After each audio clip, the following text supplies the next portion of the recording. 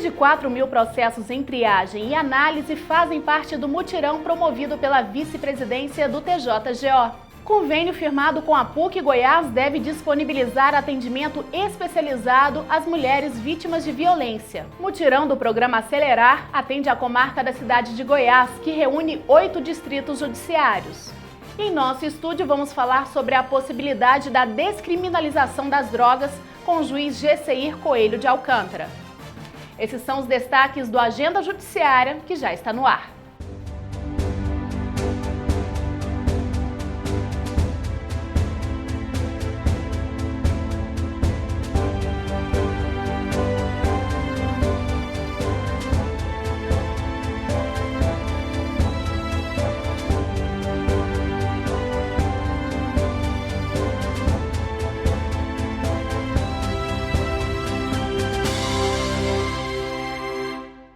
A gestão dos processos com recursos constitucionais e repetitivos passaram a ser responsabilidade da vice-presidência do TJGO e o trabalho para dar celeridade a essa demanda já começou.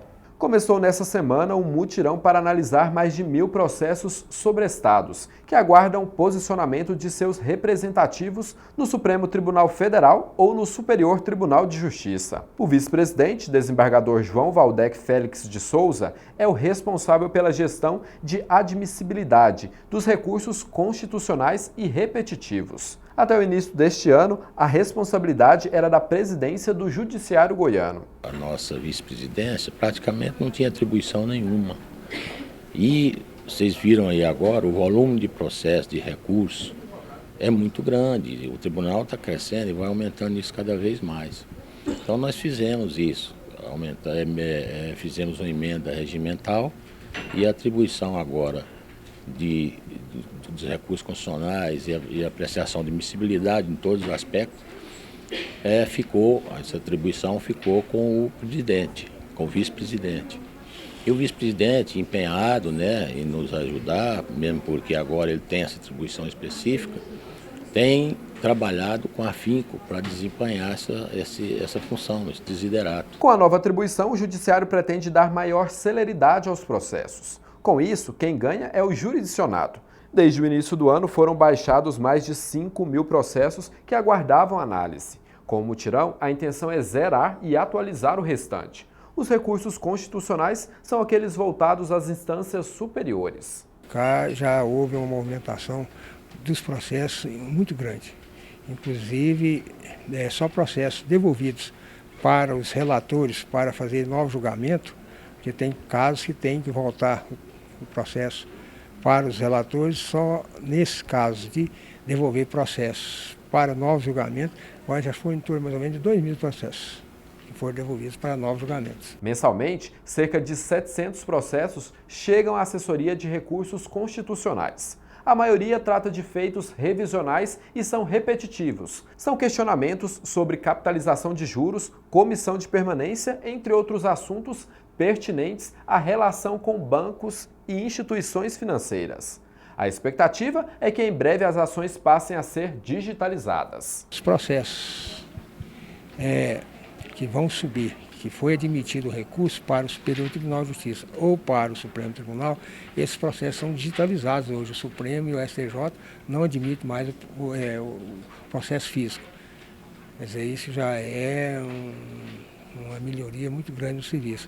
Agora nós esperamos, quer dizer, vai ser ainda demorar 1 ano, 2 anos, a questão do processo eletrônico, porque aí o processo eletrônico vai iniciar em primeiro grau. Quer dizer, evidentemente, à medida que ele for caminhando, ele vai chegar aqui também digitalizado, aliás, informatizado. E a seguir, o juiz Gesseir Coelho de Alcântara é o nosso convidado no quadro Justiça em Foco. Voltamos já.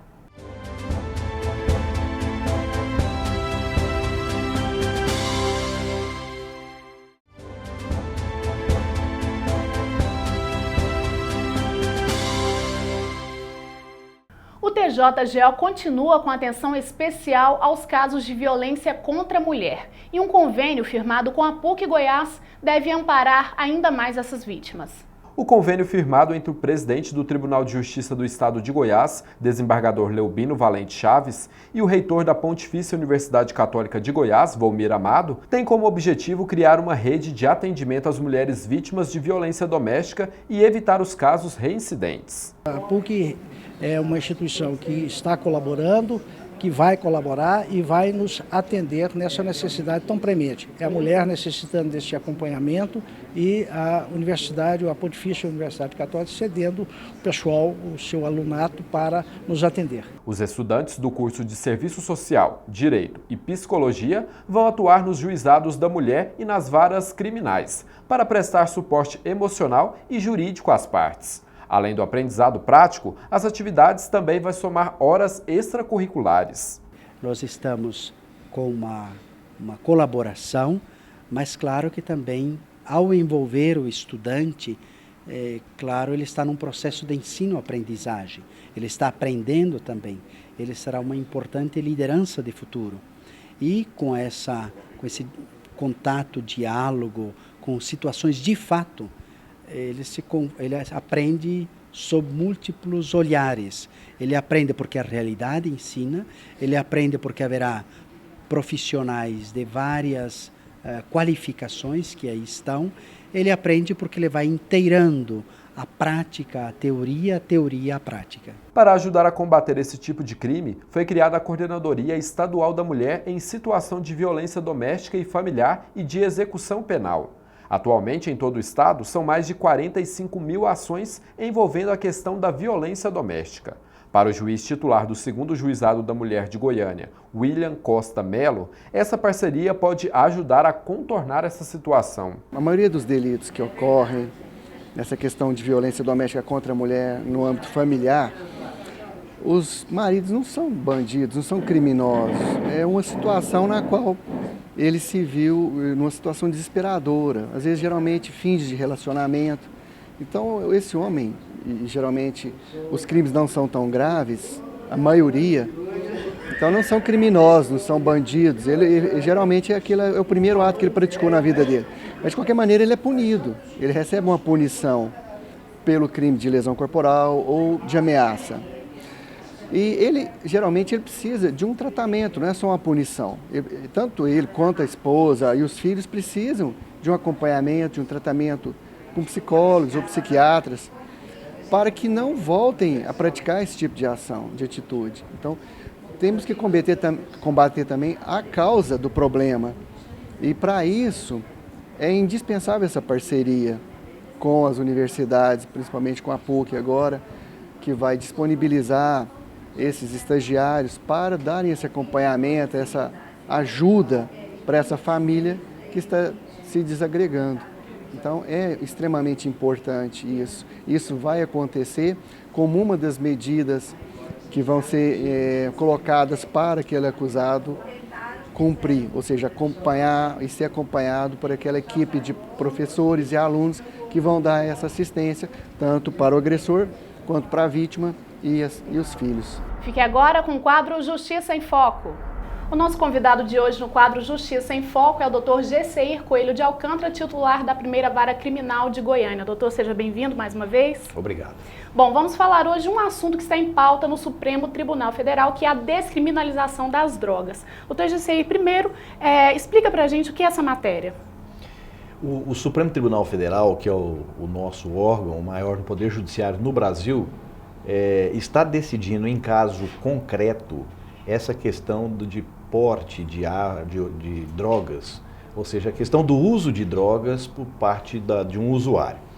A partir dessa decisão do Supremo, que vai decidir um caso concreto, essa decisão, com certeza, ela vai valer para o país todo, porquanto vai formar uma jurisprudência pelo órgão principal do Poder Judiciário e que servirá, portanto, de base nas decisões que serão tomadas, portanto, em todos os tribunais do país, em todas as instâncias. Então, isso significa que a decisão do Supremo vai definir o uso, o porte de drogas para uso próprio, ele é crime ou não. O Supremo, então, vai decidir exatamente se isso vai ser considerado ou não um delito. Doutor Gessei, como acontece hoje em dia? Uma pessoa é pega com uma pequena quantidade de droga, ou seja, para uso próprio, ela é usuária de droga. Ela responde por algum crime? Na realidade, essa questão da quantidade, de pequena ou grande quantidade, a lei não define. Eu posso traficar 1 grama, como posso usar 5 quilos. Então, essa questão é uma questão de bom senso, que ela é apurada no momento da investigação. Não é como na lei seca, que a lei estabelece um parâmetro para o uso de álcool na direção de um veículo automotor. Então, em cada caso concreto vai ser avaliado, portanto, se essa situação é de uso ou de tráfico. Agora, acontece que se houver uma pequena quantidade para uso próprio, isso hoje, ainda pelo dispositivo penal, é crime. Porém, não tem pena. A legislação estabelece que para o usuário, ele não vai para a cadeia, ele não vai ser preso, mas ele tem que ser tratado como um doente, ele recebe uma admoestação. Então, a legislação quis estabelecer esse benefício para tirar, portanto, do ordenamento jurídico essa questão da criminalização da droga no que tange a questão do uso.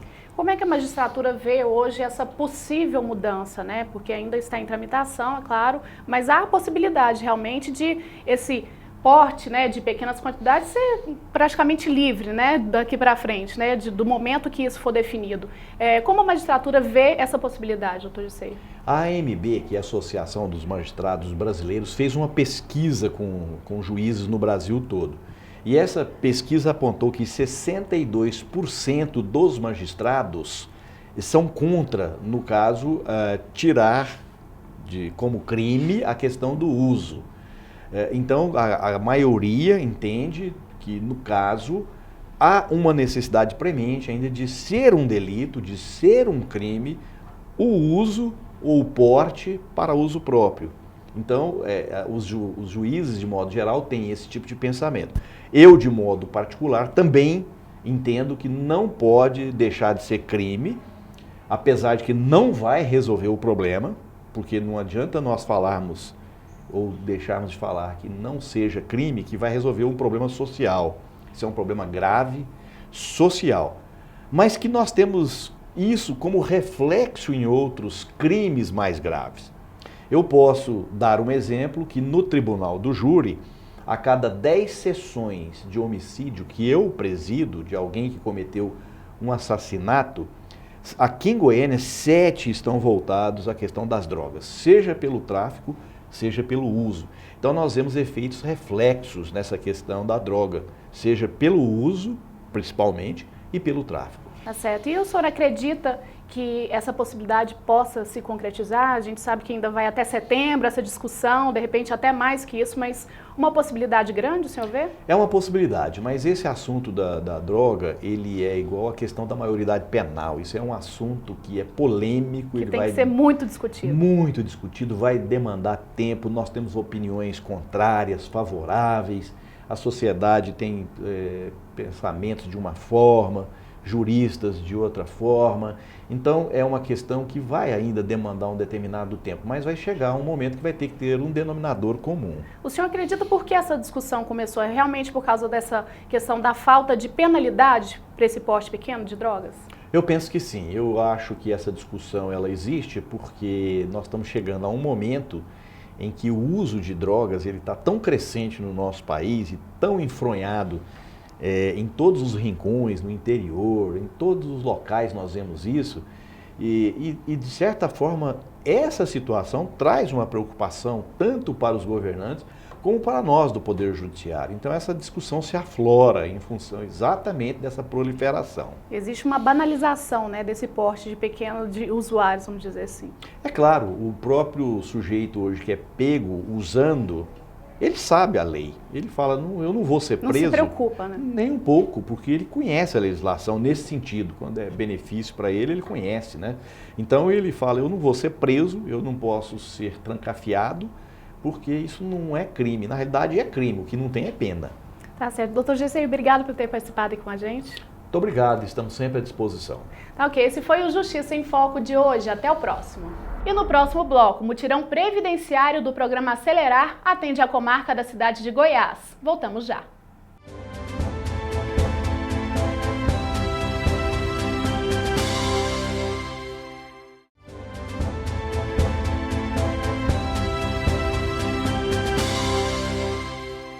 Mais de 230 processos em 2 dias de audiências. Assim foi o mutirão previdenciário do programa Acelerar na comarca de Goiás. Mais uma vez, a comarca de Goiás foi o foco da atenção do judiciário goiano. Por 2 dias, 7 juízes atuaram no mutirão previdenciário do programa Acelerar. A antiga capital do estado já havia recebido o programa em edições anteriores, mas devido à demanda, a juíza Alessandra Gontijo solicitou o reforço na comarca. O mutirão para nós é essencial para a entrega de uma rápida prestação jurisdicional. Né? Sabemos que o judiciário hoje é abarrotado de processos, não conseguimos dar uma vazão como seria o ideal para a entrega da justiça. Então, o mutirão ele vem atender essas ações que eu considero essenciais, né, de alimentos, e de uma forma mais rápida, viabiliza a entrega rápida da prestação jurisdicional. Para nós, ela é essencial. A comarca reúne 8 distritos judiciários e 22 assentamentos rurais. Nesta edição foram levados às bancas de audiência mais de 230 processos. A lavradora Neivani Maria, aos 56 anos, conseguiu a aposentadoria. Bom demais, estou muito feliz de ter assinado para mim aposentar, né? Que agora eu tenho meu dinheirinho para comprar minhas coisinhas, não é? Então, é bom demais. Comprar algum remédio, que eu tomo remédio da pressão. Então, tudo vai ajudar muito eu, porque meu marido é pobre, só ganha um salário também, né? Mora na fazenda. Então, vai ser uma ajudinha boa demais para mim. O mutirão previdenciário começou em abril de 2013. O objetivo é dar celeridade às ações previdenciárias em tramitação e reduzir o acervo das comarcas. Nesse período, já foram proferidas mais de 20 mil sentenças, concedidos quase 14 mil benefícios, o que resultaram em 120 milhões de reais pagos em auxílios atrasados. Os juízes, né, têm feito um trabalho maravilhoso, as comarcas todas se empenham, porque o objetivo é nobre e essas audiências que são feitas, igual aqui hoje, um pouco mais de 200, em um dia, não demoraria menos de 2 anos, porque há de convir que a juíza aqui também tem vários outros processos, vários outros tipos de ação.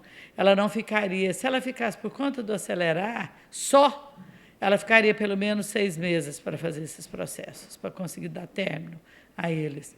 Então, esse projeto, essa frente de trabalho do Tribunal de Justiça, que é o projeto Acelerar, é muito bonito.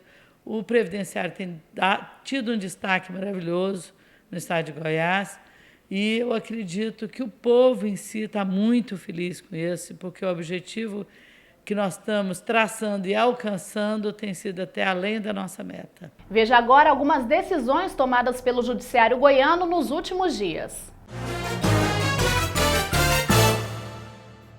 Determinado penhora do faturamento do Atlético Goianiense devido à dívida com o empresário. A 6ª Câmara Civil do TJGO determinou a penhora de até 10% dos valores relativos ao direito de transmissão televisiva e de patrocínio do Atlético Clube Goianiense devido a uma dívida de pouco mais de 13 mil reais com o empresário de futebol Wendel Renato Parisi.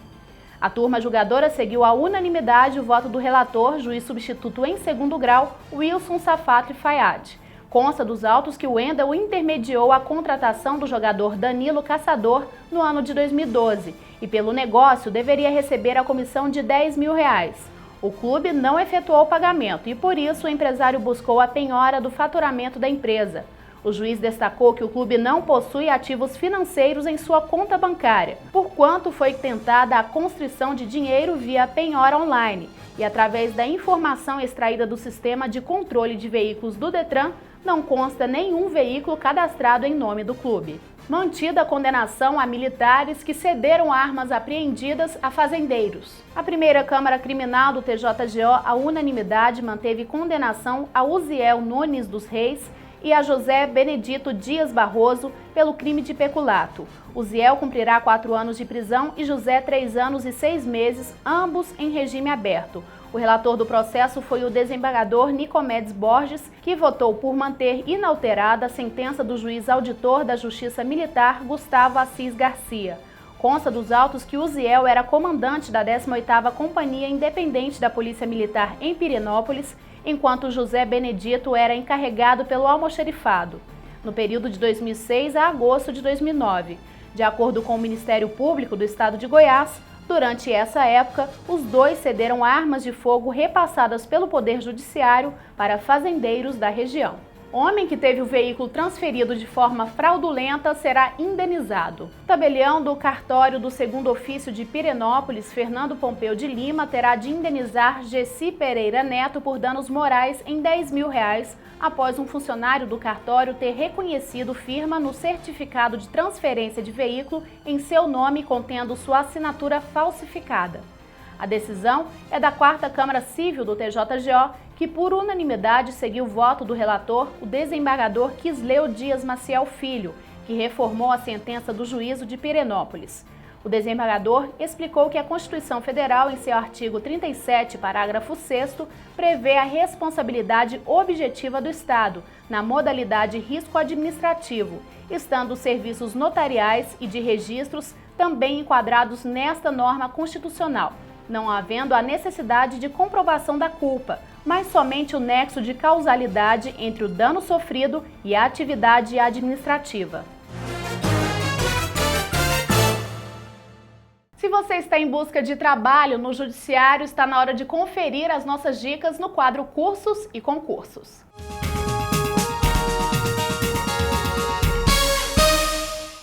O Ministério Público do Distrito Federal e Territórios tem concurso público aberto para o cargo de promotor de justiça adjunto. O salário é de R$ 27.500 e são disponibilizadas 27 vagas. As inscrições vão até o dia 8 de setembro e devem ser feitas no endereço eletrônico mpdft.mp.br. A juíza de Santo Antônio do Descoberto, Letícia Silva Carneiro de Oliveira Ribeiro, abriu seleção para a vaga de assistente administrativo. Os interessados deverão encaminhar seus currículos para o e-mail mag.lscoliveira@tjgo.jus.br até o dia 4 de setembro.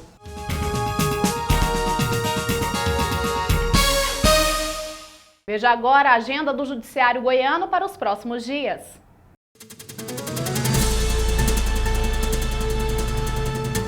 O programa Acelerar atende a comarca de São Luís de Montes Belos nos dias 31 de agosto e 1º de setembro. Nos dias 2 e 3, o programa vai até Anicuns e no dia 4, a comarca de Paraúna recebe um mutirão. A Escola Superior da Magistratura do Estado de Goiás, a ESMEG, realiza a 2ª edição do curso sobre o novo CPC para magistrados nos dias 11 e 12 de setembro.